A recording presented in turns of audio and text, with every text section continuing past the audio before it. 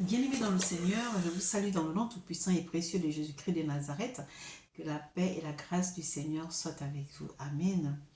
Aujourd'hui, je voudrais parler d'un thème. Le thème est la douleur. La douleur. Vous savez, lorsqu'on souffre, lorsqu'on a une douleur, la douleur, elle fait mal. Et la douleur nous pousse même à être désagréable. J'aimerais dire à une personne ici que ce n'est pas parce que tu souffres que tu dois être désagréable. Parce que tu t'attires des problèmes. Et ce n'est pas bon. Quel que soit ce qui a causé ta douleur, respecte les personnes qui t'entourent pour te consoler. Amen. La douleur, c'est une sensation physique pénible. Alléluia. Un sentiment ou une émotion pénible résultant d'un manque, d'une peine, d'un événement malheureux. Donc, la douleur peut t'amener à être très désagréable. La douleur te rend aigri.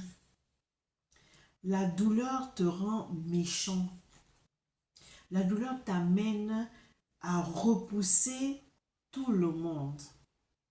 La douleur te pousse à haïr. La douleur te fait faire des choses terribles. Vous savez, des fois, lorsqu'on souffre, on a tellement mal qu'on n'a pas besoin de compagnie. Qu'est-ce que tu fais? Tu vas te mettre à boire ou tu vas fumer. Tu vas être désagréable avec les gens. Pourquoi? Parce que tu souffres et tu te dis, tu ne sais pas ce que je souffre. Donc tu te moques de compagnie des autres. Tu ne veux rien entendre parler. Tu penses qu'il n'y a que toi qui souffres. Les autres souffrent parce qu'ils te voient souffrir. Et tu fais souffrir les autres par ton comportement. Les autres compatissent à ta douleur. Mais toi, tu t'en fous de la compassion des autres. Vous savez, il y a des personnes, lorsqu'elles ont perdu un être très cher, c'est douloureux. Certainement, on ne peut pas avoir la même douleur. On ne peut pas souffrir de la même manière. Mais c'est quand même un être qui est parti. Donc, ces personnes qui sont autour de toi, qui t'accompagnent dans cette épreuve, souffrent aussi. Tu ne sais pas quelle relation la personne qui est partie avait avec ceux qui viennent te soutenir. Mais toi, comme c'est ton mari, ou comme c'est ta femme, comme c'est ton enfant, tu te dis qu'on ne peut pas comprendre cette douleur. Certes, mais ça fait mal. Mais cela ne te donne pas le droit de repousser ces personnes. Amen. La douleur te pousse à haïr ton prochain. La douleur te rend accusateur. Dès que tu accuses tout le monde, tu te dis pourquoi? Tu vas accuser les gens, c'est à cause de toi que cette situation est arrivée. C'est à cause de toi que mon enfant, mon mari, ma femme est mort. C'est à cause de toi que je subis ça. C'est à cause... Tu accuses tout le monde. Pourquoi? Parce que tu souffres. Ta douleur te rend même insensé. La douleur te pousse à te poser des questions auxquelles tu n'auras pas de réponse. Du genre, pourquoi moi? Qu'est-ce que j'ai fait? Où j'ai échoué? Pourquoi ça m'est arrivé à moi? Qu'est-ce qui s'est passé? Etc., etc. Alors tu te poses toutes ces questions et tu n'as pas de réponse. Et comme tu n'as pas de réponse, tu es désagréable. C'est la douleur qui te fait agir comme ça. Mais un temps soit peu, ressaisis-toi. Parce que ceux qui sont venus te soutenir souffrent aussi. La douleur te pousse à t'isoler. Il y a des personnes, lorsqu'ils souffrent, lorsqu'ils passent par une situation difficile, préfèrent s'isoler. La douleur te rend désagréable. La douleur t'amène à dire des paroles blessantes qui risquent de causer des querelles, qui risquent de causer des disputes. Tu as tellement mal. Tu te dis, comment ça va et tout. Tu insultes. Tu changes d'attitude. Tu es désagréable. Tu repousses les gens. Tu es insolente ou insolent. La douleur. Que la douleur ne fais pas de toi une personne désagréable. Les gens sont autour de toi pour te soutenir. Les gens sont autour de toi parce qu'ils veulent t'aider. Même si tu n'as pas envie de parler, ne sois pas désagréable. Parce que tu t'attires des problèmes et ça risque de créer des ennemis. Dans la douleur, tu sous-estimes l'amour, la compassion, l'aide, les conseils de ceux qui viennent te soutenir. Ils viennent te soutenir par amour.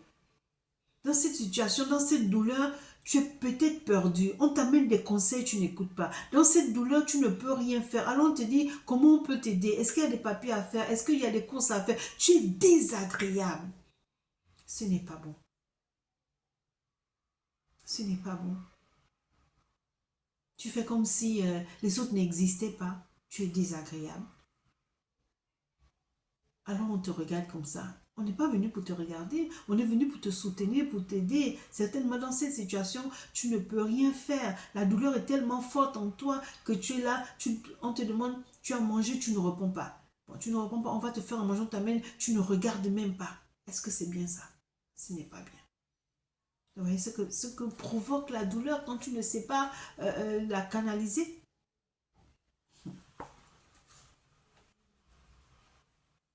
Faisons attention au comportement que nous adoptons quand nous sommes dans la douleur. Si la parole d'un ami est capable de te redonner de la force, à combien plus forte raison la parole de Jésus, celui qui nous connaît plus que quiconque, laissons-nous guérir et apaiser par Dieu. Vous savez, il y a des moments où, ne sachant pas quoi dire, on vient te parler avec les mots de Dieu, avec la parole de Dieu. Si tu écoutes les gens qui te parlent et que ces paroles t'apaisent, est-ce que la parole de Dieu, qui est Dieu lui-même, ne peut pas t'apaiser? Mais tu rejettes tout. Tu rejettes tout.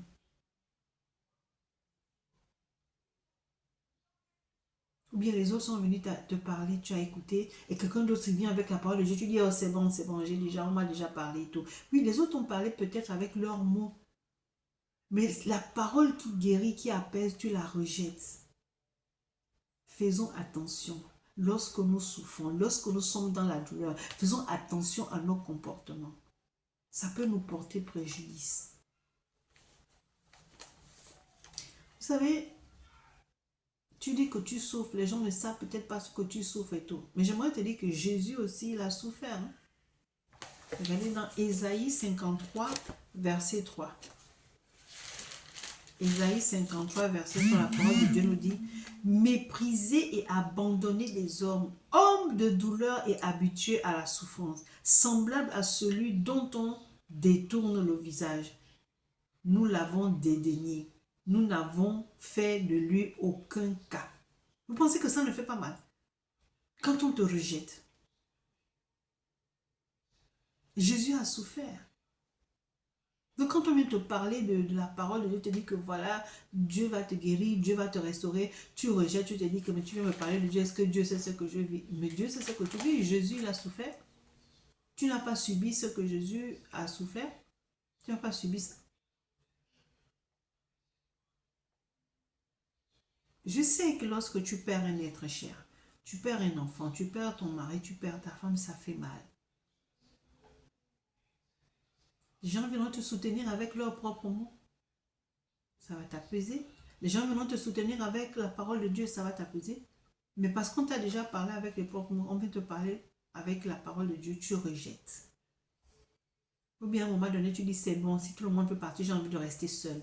Non. Il ne faut pas que la douleur prenne le dessus. Comme ça, on ne pourra plus t'aider si tu rejettes tout le monde. Quand tu es dans cette souffrance, par exemple, tu perds quelqu'un, est-ce que tu peux tout faire? Il y a des papiers administratifs à faire, il y a des courses à aller faire, il faut recevoir les gens qui viennent. Est-ce que toi qui es dans cette douleur, tu peux t'engager à faire? Tu ne peux pas. Tu es faible parce que, voilà, tu es à terre. Tu n'as pas de force. Parce que trop de choses se passent dans ta tête. Pourquoi il est parti? Pourquoi il est parti? Mais pourquoi Seigneur? Pourquoi tu m'as fait ça? Mais pourquoi? Tu te poses la question, à quel moment tu auras le temps de t'occuper des gens qui viendront te rendre visite? Alors il y a des personnes qui sont proches de toi qui viennent te dire, voilà, qu'est-ce qu'on fait? Ou bien voilà ce qu'on a décidé de faire. Mais toi, tu es désagréable. Et si tu n'as pas affaire à des personnes patientes, ces personnes vont te laisser là et vont partir. Alors faisons attention. Dans la détresse, la présence de Dieu nous reconforte. Confie ta douleur à Christ qui guérit et qui libère. Alléluia. Donc, bien aimés dans le Seigneur, ne soyons pas désagréables quand nous souffrons. Lorsque des gens viennent auprès de toi, prendre de tes nouvelles, passer du moment avec toi, bénis le nom du Seigneur. Mais ne sois pas désagréable. Alléluia. Ne sois pas désagréable. Il y a des personnes qui sont désagréables. Il y a des personnes qui sont désagréables. Si tu traverses les eaux, Ésaïe 43, verset 2 dit ceci. Si tu traverses les eaux, je serai avec toi. Et les fleuves, ils ne te submergeront point. Si tu marches dans le feu, tu ne brûleras pas. Et la flamme ne t'embrasera pas. Donc, fais confiance à Dieu. Dans ta douleur, si tu fais confiance à Dieu, il est avec toi. Dans toutes tes situations qui te font souffrir, tu fais confiance à Dieu, il est avec toi. Donc, confie ta douleur à Christ qui guérit et qui libère. Quelle que soit l'origine de la souffrance, que ce soit le deuil, la maladie, la séparation, Jésus est là pour toi. Il connaît la douleur. Confie-toi en lui pour être libéré. Il brûle d'amour pour toi. Ne sois pas désagréable. Jésus est. Alléluia. Ne sois pas désagréable avec ceux qui te soutiennent au point de dire qu'ils sont tous hypocrites. Vous voyez, il y a des personnes, quand tu passes par une situation difficile, tu es dans la douleur et tout, des gens viennent autour de toi, essayer de fois de te faire rire ou essayer de détendre l'atmosphère. Tu dis qu'ils sont des hypocrites. Que quand ils savaient qu'il y avait quelque chose comme ça, que moi, par exemple, mon mari était malade, ma femme était malade, mon enfant était malade, ils n'étaient pas là maintenant que la personne est partie, ils viennent me dire, oui, ça va aller de quoi? Ce sont des hypocrites. Alors vous savez, quand on dit ça va aller, c'est profond, parce que des fois la personne ne sait pas quoi dire, la personne a peur d'être maladroite, donc la personne te dit, ça va aller, mais elle prend ta souffrance. Mais toi, tu dis que la personne est hypocrite. Il faut arrêter. Que la douleur ne prenne pas le dessus. Que la douleur ne te rende pas insensé. Ne méprise pas, ne sous-estime pas l'attention des autres vis-à-vis de toi quand tu es dans cette situation. Amen. C'est vrai que quand tu es dans le deuil, tu es affligé. La perte d'un être cher provoque la dépression. Oui. Tu peux déprimer parce que tu as perdu un être cher. Ça peut provoquer de la colère, de la culpabilité. Tu culpabilises, tu te dis que, ah, si j'étais là, oh, si j'avais fait ça. Donc ça provoque la dépression, la colère, la culpabilité, l'insomnie, l'anxiété, une tristesse marquée, une préoccupation pour la personne décédée. Donc tu te dis, peut-être que si j'étais là, ça devait aller. Peut-être que des fois, tu te condamnes. Et donc, quand tu réfléchis comme ça, tu es déprimé, tu es en colère et tout, donc tu deviens désagréable. Même les gens ont peur de t'approcher. La douleur a des conséquences terribles. Tu éloignes les gens de toi. Tu te fais même des ennemis. Parce que quand tu es passé par cette situation, quand tu étais dans la douleur, les gens sont venus vers toi. Tu as sous-estimé, méprisé leur présence, leur amour, leur soutien. Mais ils sont quand même restés là jusqu'à la fin. Mais dès que le problème, si c'est un deuil, dès que l'enterrement s'est passé et tout, chacun retourne chez soi avec un mauvais pressentiment. C'est-à-dire qu'on est allé l'aider et tout, voilà comment, non, je reste dans mon coin. Donc, soit les gens t'évitent. Et il y a des personnes même qui ne vont plus te parler. Donc, tu t'es fait toi-même des ennemis. La douleur ne doit pas être une occasion de chute pour toi. Alléluia. Après ce genre de comportement, il faut savoir demander pardon. Alléluia. Au risque d'attirer des ennemis inutilement. Tu t'es comporté comme ça parce que, bon, ça fait mal. La douleur, tu as perdu une personne. Ou bien, quelle que soit la douleur, ça peut être un deuil, ça peut être la maladie. Hein?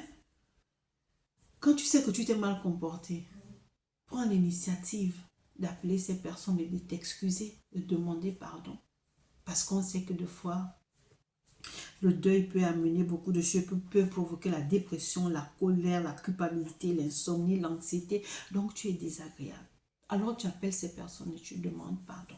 Mais que la douleur ne soit pas une occasion de chute pour toi. Ne sous-estime pas, ne méprise pas l'attention, l'amour que les autres t'apportent. Amen. Que Dieu te bénisse.